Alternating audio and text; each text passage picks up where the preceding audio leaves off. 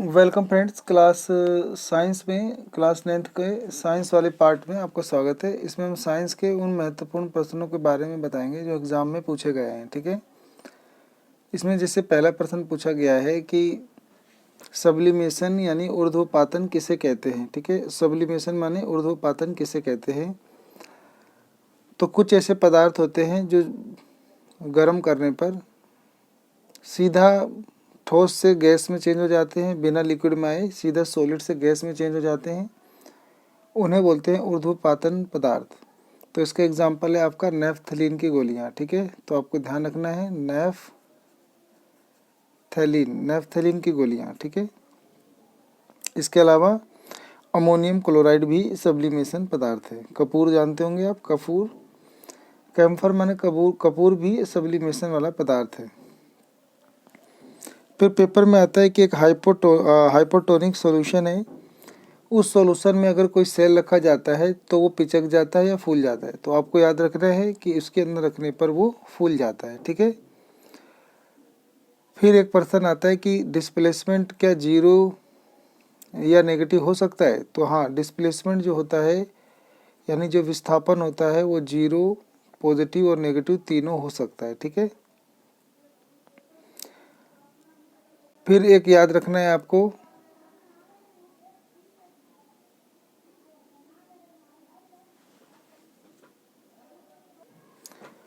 एक प्रश्न आता है कि आपको ना H2O2 इसका आपको मोलिकुलर मास निकालना है। तो इसमें 2 हाइड्रोजन है और 2 ऑक्सीजन है। तो हाइड्रोजन का एटॉमिक मास क्या होता है, 1 यूनिफाइड, और हाइड्रोजन का होता है 16। तो 16 दूनी 32 और 2 एकम 2, तो आपका आंसर हो जाएगा 34 यूनिफाइड। तो H2O2 का जो मोलिकुलर मास होता है वो 34 यूनिफाइड कहते हैं, या फिर इसे 34 ग्राम कह सकते हैं। ठीक है, इसके बाद आपको याद रखना है कि प्लांट सेल और एनिमल सेल में क्या अंतर है। ठीक है, प्लांट सेल और एनिमल सेल में क्या अंतर है। तो जो एक होता है पादप कोशिका यानी प्लांट सेल, और एक होता है एनिमल सेल यानी पादप कोशिका, इन दोनों में क्या अंतर है। तो जो प्लांट सेल होता है इसका साइज बड़ा होता है, इसका साइज छोटा होता है, इसके अंदर सेल वॉल होता है, इसके अंदर सेल वॉल नहीं होता है, इसके अंदर प्लास्टिड्स होते हैं, इसके अंदर नहीं होते हैं, इसके अंदर वैक्यूल्स का साइज बड़ा होता है, इसमें वैक्यूल्स का साइज छोटा होता है। ठीक है, तो बस इतना ही अंतर है जो आपको ध्यान रखना है। इसके अंदर फोटोसिंथेसिस होता है, इसके अंदर फोटोसिंथेसिस नहीं होता है। ठीक है, तो ये आपको ध्यान रखना है। फिर ग्रेविटेशनल फोर्स का फॉर्मूला याद रखना है, वो होता है G m1 m2, ये दोनों मल्टीप्लाई में है और डिवाइड में इनके बीच डिस्टेंस का स्क्वायर। ठीक है, ये भी आपको ध्यान देना है। फिर एक प्रश्न आता है कि मास में और वेट में क्या डिफरेंस है। ठीक है, द्रव्यमान और भार में क्या अंतर है।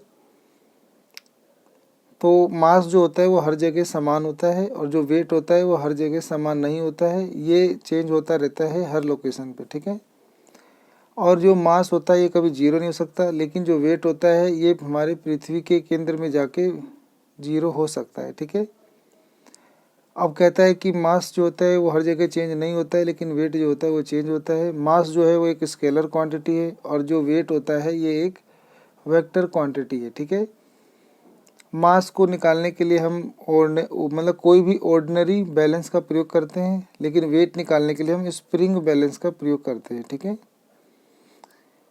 स्प्रिंग बैलेंस मतलब कमानीदार तौले का प्रयोग करते हैं।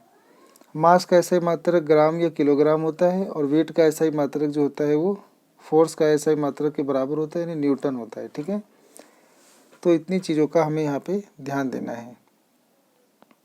माइटोकॉन्ड्रिया को क्या कहा जाता है। तो माइटोकॉन्ड्रिया को power house of the cell कहा जाता है, यानी कोशिका का ऊर्जा घर कहा जाता है, बिजली घर कहा जाता है, क्योंकि ये जो रेस्पिरेटरी होता है श्वसन, उसके दौरान एनर्जी बनाता है, और वो जो एनर्जी होता है माइटोकॉन्ड्रिया एटीपी मॉलिक्यूल्स के रूप में सुरक्षित रखता है। एटीपी का पूरा नाम एडेनोसिन ट्राइफॉस्फेट होता है। ये भी ध्यान रखना है कि जो माइटोकॉन्ड्रिया होता है इसमें अपना डीएनए और अपना ही प्लस प्रोटीन दोनों होता है इसके अंदर। ठीक है, ये भी आपको ध्यान रखना है। ठीक है,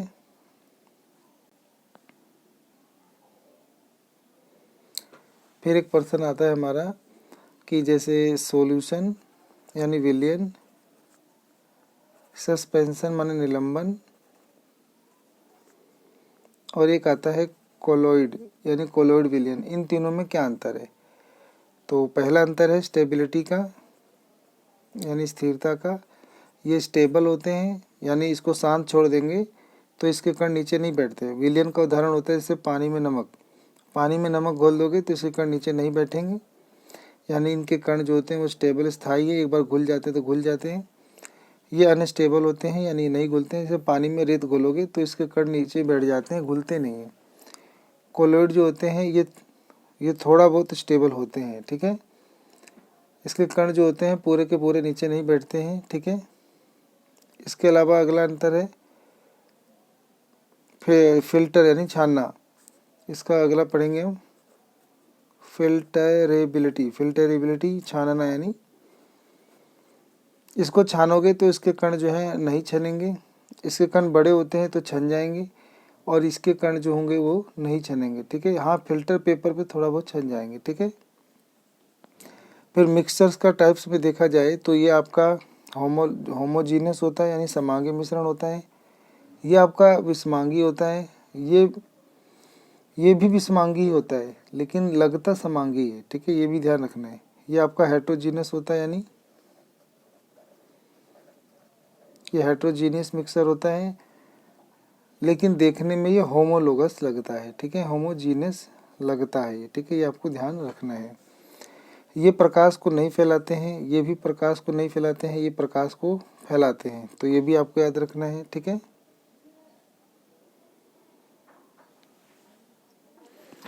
इसके बाद अलावा ध्यान रखना है जो पौधे पानी में तैरते हैं उनमें किस तरीके के टिश्यू पाए जाते हैं। उसमें एरेनकाइमा पाया जाता है, ये आपको ध्यान रखना है, एरेनकाइमा उसमें पाया जाता है, ठीक है।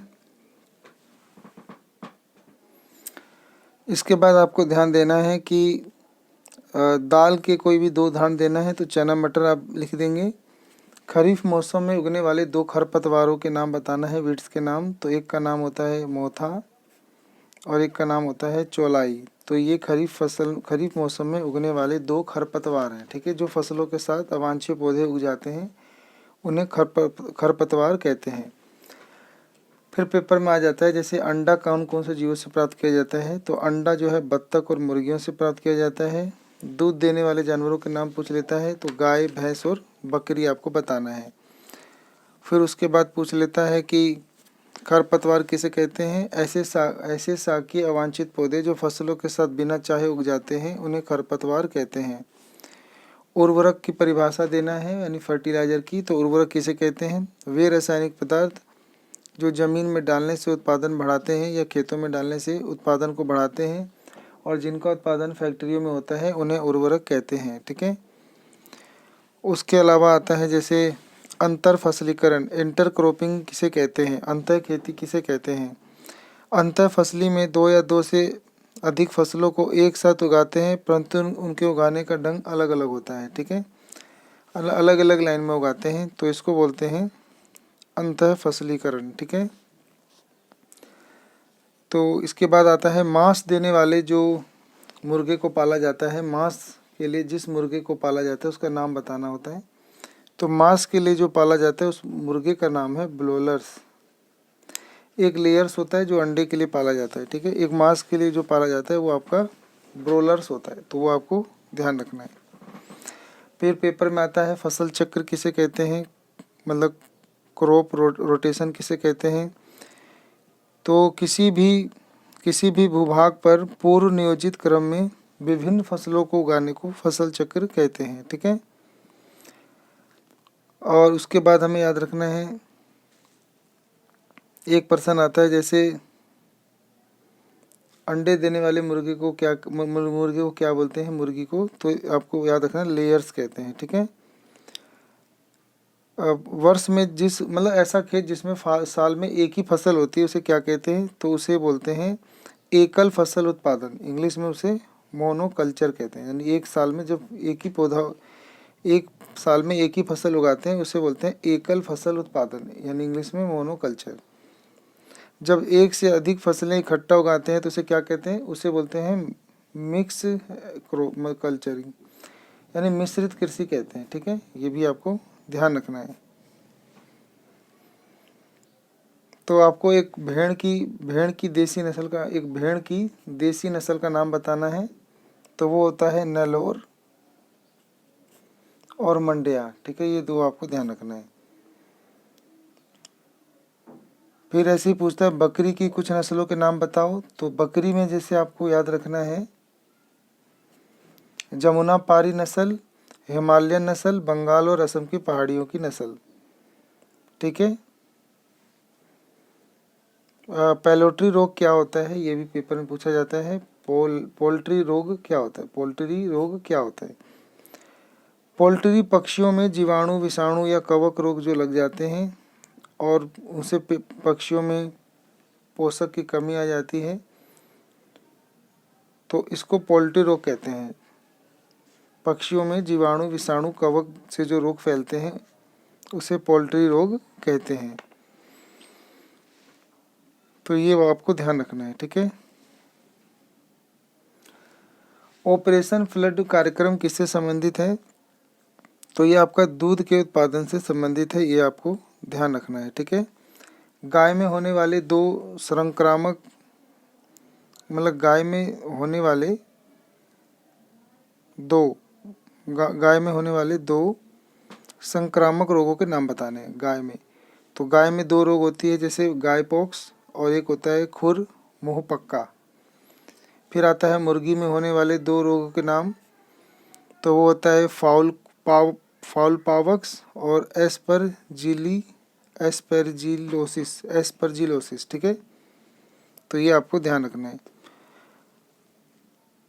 इटली मधुमक्खी मधु उत्पादन के लिए क्यों उपयुक्त मानी जाती है? ये पूछा जाता है कि इटली मधुमक्खी मधु के उत्पादन यानी शहद के उत्पादन के लिए अच्छी क्यों मानी जाती है?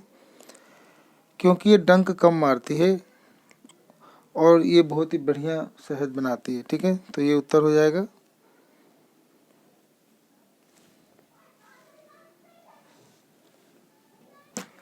एक प्रश्न आता है हमारे एग्जाम में कि जो खाद होते हैं और उर्वरक होते हैं उनमें क्या अंतर है, ठीक है। मैन्योर और फर्टिलाइजर में क्या अंतर है? तो इसमें कार्बनिक पदार्थ की मात्रा ज़्यादा होती है, इसमें अकार्बनिक पदार्थ यानी यूरिया को छोड़ दें तो इसमें अकार्बनिक पदार्थ ज़्यादा होता है, ठीक है। ये पशुओं के मलमूत्र, बचे हुए चारे और घरेलू अपशिष्ट से सूक्ष्म जीवों से अपघटन द्वारा बनाए जाते हैं। इसे रासायनिक क्रियाविधि द्वारा कारखाने और फैक्ट्रियों में तैयार किया जाता है, ठीक है। ये कह रहा है ये पौधे के लिए सभी पोषक तत्व कम मात्रा में उपलब्ध कराता है, ये पौधों के लिए बहुत सारे तत्वों को उपलब्ध कराता है। इसमें पोषक तत्वों की मात्रा कम होती है, इसमें पोषक तत्वों की मात्रा अधिक होती है। इसको इकट्ठा करना, ढोना, खेत में डालना, ठीक है, ये सब कठिन है। और इसको खेत में डालना, ढोना, एक जगह से दूसरी जगह ट्रांसपोर्ट करना आसान है। तो बस ये अंतर है। खाद जो होते हैं ये जो मिट्टी को नुकसान नहीं पहुंचाते हैं, और उर्वरक होते हैं ये मिट्टी के उपजाऊपन को नुकसान पहुंचाते हैं। तो ये हमारा अंतर हो गया, ठीक है। एक आता है कि खरीफ फसल और एक होता है रबी की फसल। एक होता है खरीफ फसल और रबी की फसल में क्या अंतर है? जो खरीफ की फसल है ये जून से बोई जाती है और अक्टूबर में काट ली जाती है, यानी ये गर्मियों में बोई जाती है, सर्दियों में काटी जाती है। और ये जो होता है ये सर्दियों में बोई जाती है और गर्मियों में काटी जाती है, यानी ये नवंबर से जुलाई जून जुलाई तक इसको उगाई जाती है, ठीक है। तो ये आपको ध्यान रखना है। खरीफ की फसल में आपका आ जाता है जैसे सोयाबीन, धान, ठीक है। रबी की फसल में आ जाता है जैसे गेहूँ, ठीक है, और दाल। तो ये आपको ध्यान रखना है, ठीक है। फिर अब आपको एक कमेंट में एक प्रश्न का उत्तर देना है कि जब कोई पत्थर पानी में फेंकते हैं तो पानी की सतह पे जो तरंगे बनते हैं वो किस तरीके की तरंगे हैं? तो वो अनुदैर्ध्य तरंगे हैं या अनुप्रस्थ तरंगे हैं, ये आपको बताना है कमेंट करके, ठीक है। फिर आपको एक कमेंट में एक प्रश्न और बताना है कि आवर्ती का एसआई मात्रक क्या होता है, ठीक है, यानी फ्रिक्वेंसी का एसआई मात्रक क्या होता है, तो ये आपको बताना है।